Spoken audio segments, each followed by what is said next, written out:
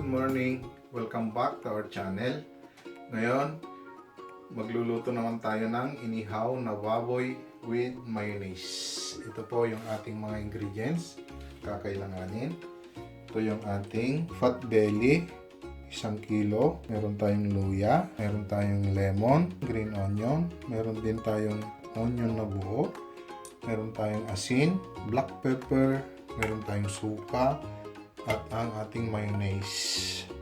Una po, lilinisan ko muna itong babalatan ko muna ito kasi medyo may katigasan itong balat niya. Ito po, tanggalin natin yung mga excess na taba kasi gagamit tayo ng ihawan na tawag dito, hindi yung charcoal, yung pang-indoor lang na ihawan. Kaya kailangan natin na linisin mabuti yung mga taba na katulad nito kasi hindi siya maluluto yan, hindi masusunog dahil pang-indoor na gamit lang yung gamit natin. At ito, tanggalin natin yung balat. Magtira rin kayo ng konting laman. Idadagdag din natin ito sa ating inihaw. Gawain lang natin ng medyo maninipis para siguradong maluluto sa loob. Gagamit pala tayo dito ng fat belly ng karne ng baboy. Kung indoor nga pala yung ihawan ninyo, isang suggestion ko lang sa inyo, piliin nyo yung hindi masyadong makapal ang taba para madali siyang maluto. Then, mamarinate lang natin dito yung mga nahiwa ng konting asin at paminta bago natin ihawin.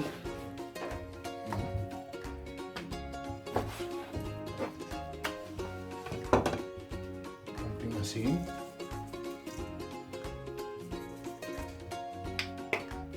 At konting paminta. Haluin na natin. Siguraduhin lang natin na malinis ang ating mga kamay. Yan.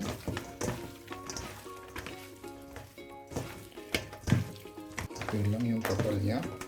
Ito naman, lulutuin natin sa pamamagitan ng tubig. Papakuluan natin. Tsaka natin ihawin mamaya. Gawin lang natin ng maliliit. Yan siya guys. Kung napapansin nyo, medyo may katigasan.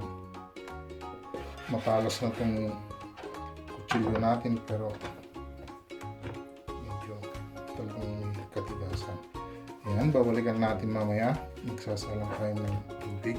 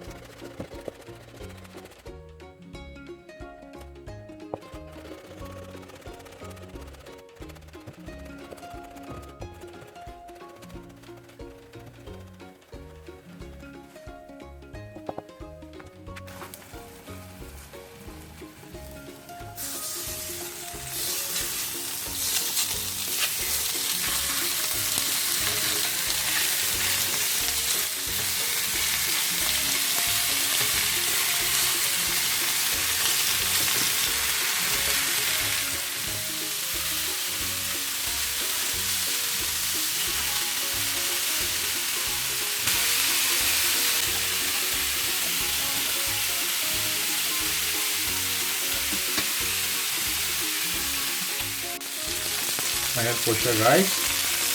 Luto na yung ating inihaw.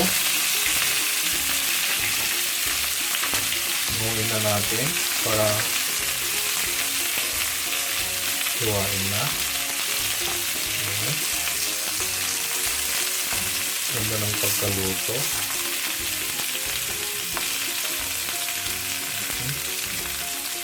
Lutong-luto na siya.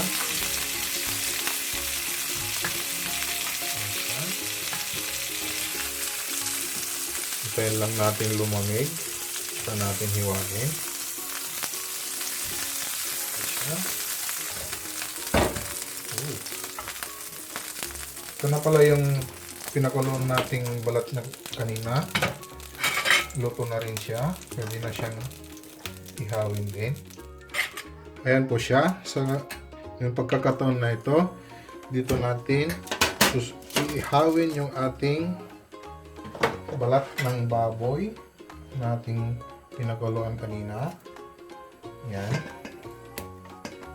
Sunugin lang natin ng konti yung balat. Ayan siya.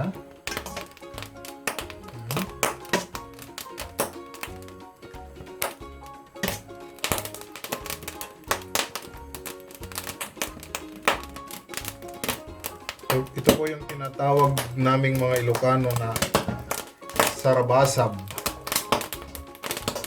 Mabango siya at malasa. Ito ang isa sa local na dish ng mga Ilocano, dinakdakan o yung sarabasab. Yung specialty ng mga Ilocano. Alam nyo kasi guys, pagka ganitong sinusunog yung balat ay nangangamoy siya at yung lasa masarap na masarap. At walang namang problema dito dahil naluto na yung balat kanina. Pinakuluan ko na ng mabuti para malambot. Hindi naman yung sunog na sunog. Parang ganyan lang. Ayan. Para malasa. Ayan siya. Ganda ng pagkasunog. Baliktarin lang natin. Para masunog din yung ibang manteka. Habang ginagawa natin to guys, nangangamoy na sa mga kapitbahay. Tulong-tulo na yung laway nila. Ayan siya guys. Umpisa na natin ang paghiwa. Para timplahin na natin. Ayan. Hiwain lang natin ng medyo maninipis lang. Ayan siya guys. Yan.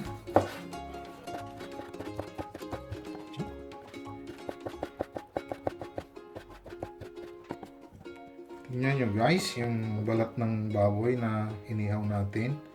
Ayan siya. Ayan po ang kinalabasan niya. Ayan. Hindi na kailangan linisin yung medyo sunog para kakaroon siya ng lasa. Hiwain lang natin ng manipis. Yan. Yan. Ganyan lang siya. Manipis lang na medyo mahaba para magandang tingnan. Yan siya guys.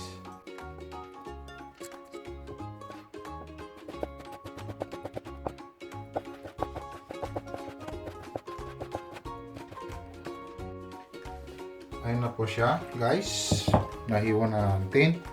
Ano po yung kinalabasan ng ating inihaw.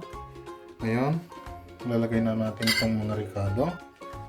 Yung luya natin. Ayan. Make sure lang na hiwa-hiwala yung ating sibuyas. Kaya himayin natin yung ganyan. Ayan. Ating black pepper. Yung ating salt. Dahan-dahan lang dahil minarinate na natin kanina yung karne bago natin inihaw. Meron din tayong lemon juice. Yan siya.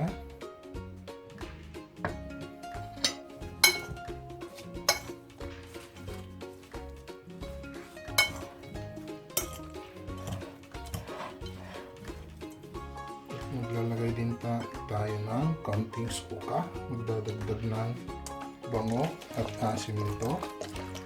Ayan.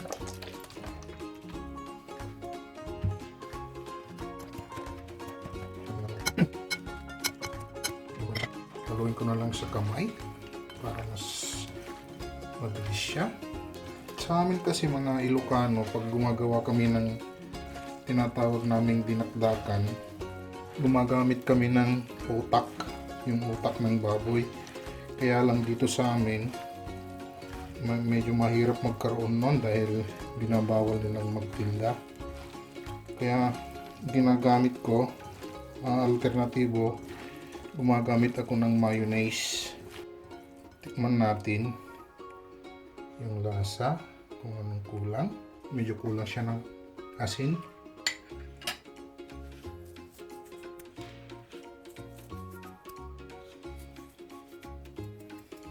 At paminta.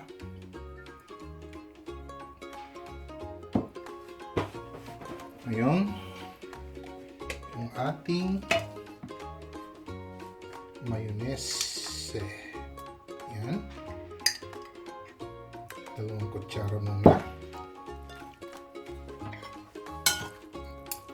Diretso natin yung paghalo.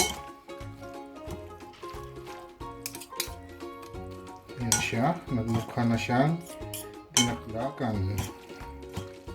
Dinakdakan sa Ilocano. Yan siya guys. Mix lang siya ng mabuti. Yan.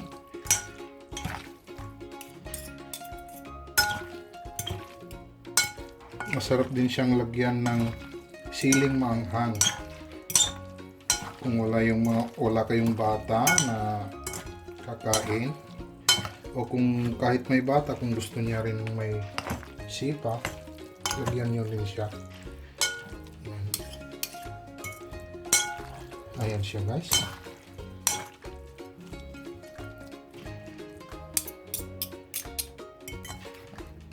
Yan lang, kinalabasan ang ating dinakdakan.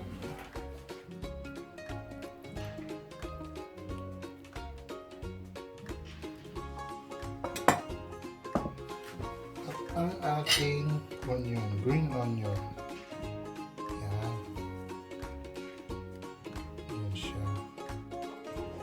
Ayan na po siya. Masarap na pang-ulam at pwede rin pangpulutan. Ayan siya. Tikman natin. Sarap. Thanks for watching.